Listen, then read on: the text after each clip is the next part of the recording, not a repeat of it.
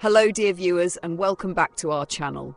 A warm and heartfelt greeting to all of you, especially to our wonderful subscribers. Your support means the world to us.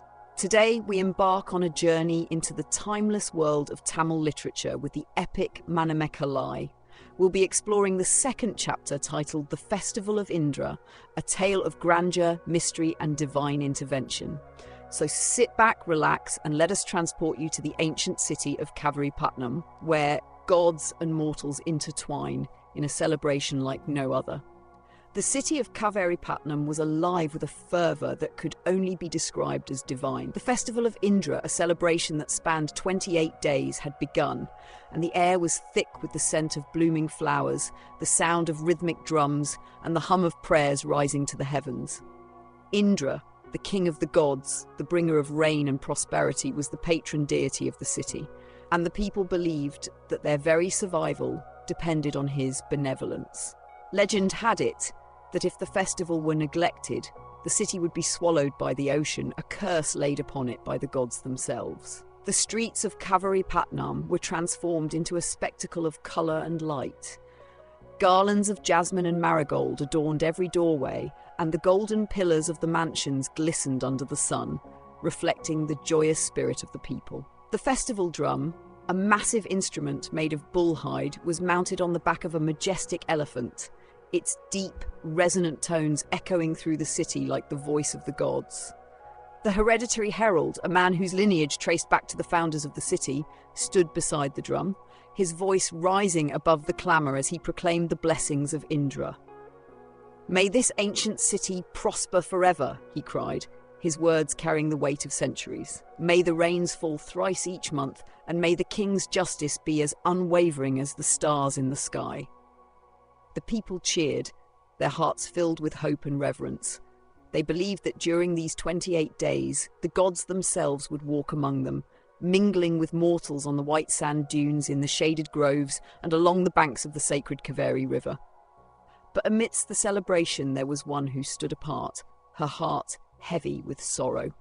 Madhavi, the once celebrated courtesan, had withdrawn from the festivities, choosing instead to live a life of penance in a Buddhist monastery. Her beauty, once the talk of the city, had faded, replaced by the pallor of grief and fasting. She had loved Kovalan, a merchant's son, with a passion that defied the conventions of her profession. Unlike other courtesans, she had remained faithful to him, and their union had borne a daughter, Manimekalai, a girl of extraordinary beauty and grace. But fate had been cruel. Kovalan had met a tragic end, unjustly accused of theft and slain by the king's guards. Madhavi's heart had shattered, and she had turned to the teachings of the Buddha, seeking solace in the path of righteousness. Her mother, Chitrapathi, could not understand her daughter's choices. To her, a courtesan's life was one of pleasure and freedom, not penance and restraint.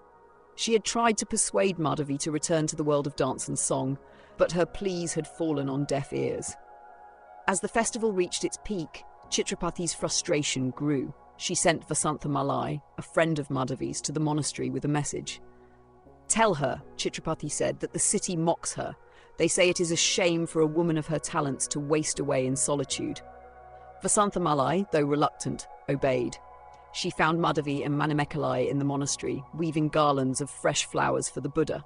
"Madhavi," Vasanthamalai began, her voice trembling with emotion, "the city speaks of you. They say it is wrong for you to live this way. You are the most accomplished dancer, the most skilled musician. Why do you hide from the world?" Madhavi's eyes filled with tears, but her voice was steady.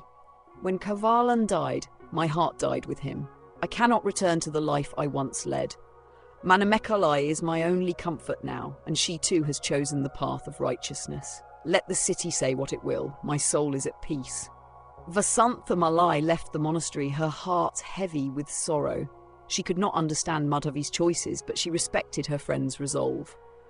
As she walked through the bustling streets, she could not shake the feeling that something ominous loomed over the city. The Festival of Indra was a time of joy, but beneath the surface there was a tension, a sense that the gods were watching, waiting. Meanwhile, in the heart of the city, the celebrations continued. The people danced and sang, their voices rising in unison as they praised Indra and the other gods. But in the shadows there were whispers, whispers of a curse, of a prophecy that foretold the city's doom.